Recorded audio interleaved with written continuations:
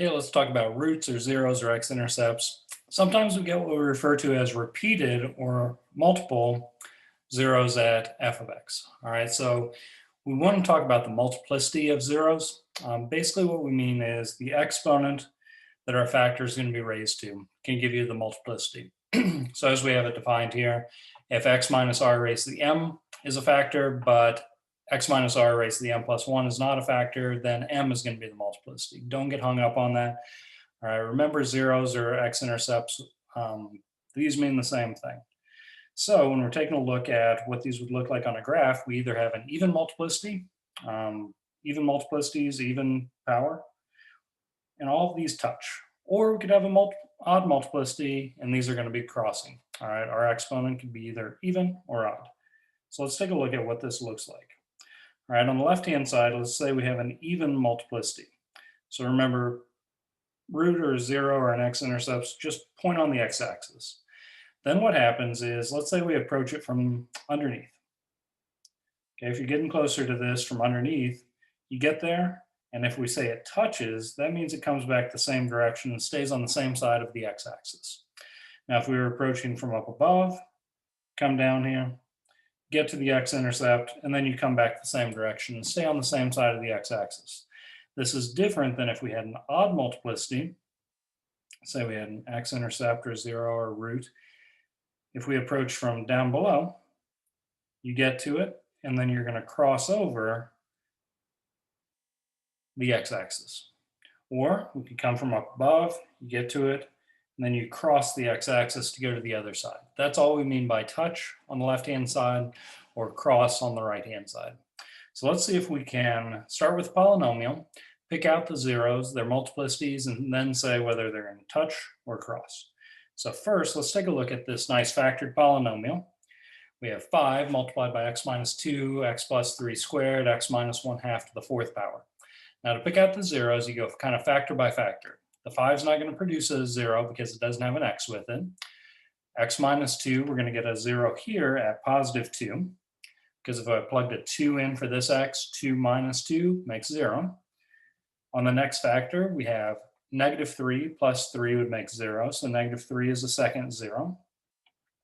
And finally, if we plugged in a positive 1/2, that would make this third factor equal 0.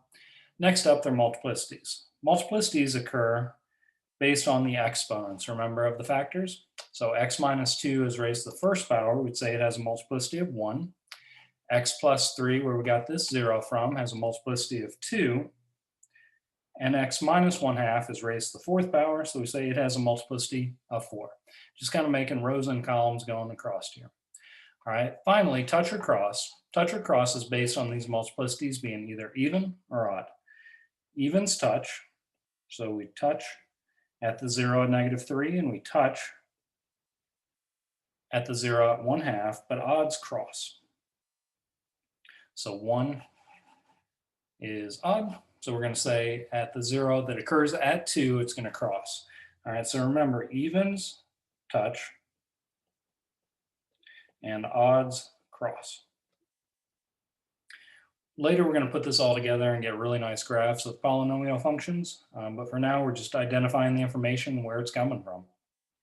All right, let's try this one next. We have factored polynomial x squared multiplied by the quantity x minus 2.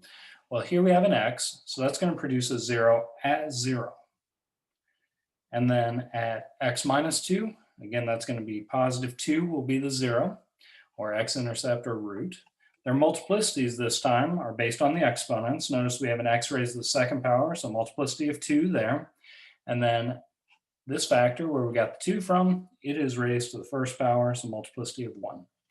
All right, finally, identifying touch or cross, evens touch, odds cross. And that's based on the multiplicity, not the actual 0. All right, one last one in this video. This one comes at us a little bit differently, and you'll notice this one did not start out as factored. So the first thing we'd like to do is get to factoring this, then we can pick out the zeros and their multiplicities and touch or cross.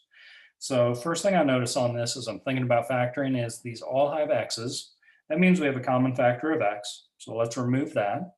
That'll leave us with x squared minus 2x minus 3 inside our set of parentheses. And I think that'll factor a little bit further. We can go with x, and then the x squared will split apart as x and x. The 3 must be 1 and 3, and we want that to make a -2 in the middle. So let's say -3 plus 1 to make that -2 for our middle term. Now that we factored it completely, we can pick out the zeros, multiplicities, and touch or cross. So in this case, we have, just kind of going along here, we have an x here.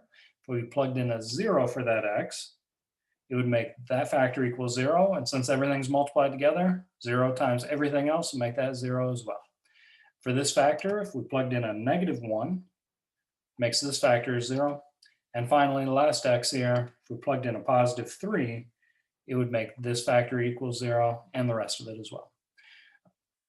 Next up, they're multiplicities. Now in this one, we don't see any of the multiplicities, so they're automatically raised to the first power. So all of them get a multiplicity of 1. All of those are odd, so all of them cross the x-axis.